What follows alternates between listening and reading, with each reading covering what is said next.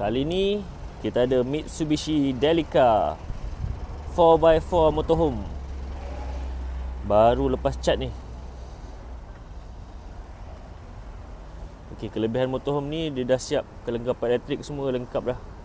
Kat luar ni kita boleh nampak dia punya generator dah ada built in. Okay, ni bahagian bawah dia, exhaust situ, tayar spare di bawah.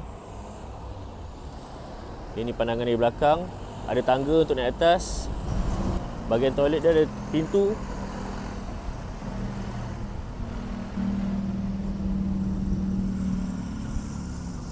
Yeah, cantik. Tengok bahagian dalam pula ya.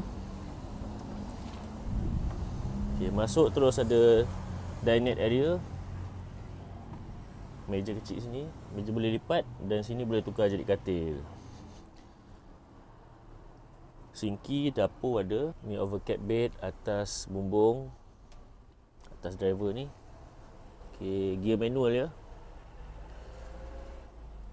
Kalau nak space sikit boleh tolak simpan dalam. Lebih lapang kat atas kepala ni.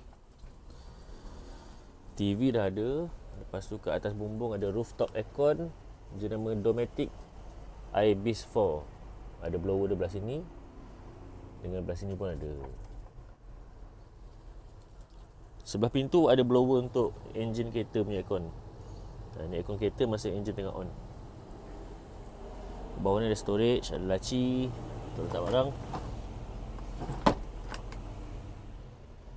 Ini controller untuk genset. Lepas tu ada untuk inverter pure sine wave inverter.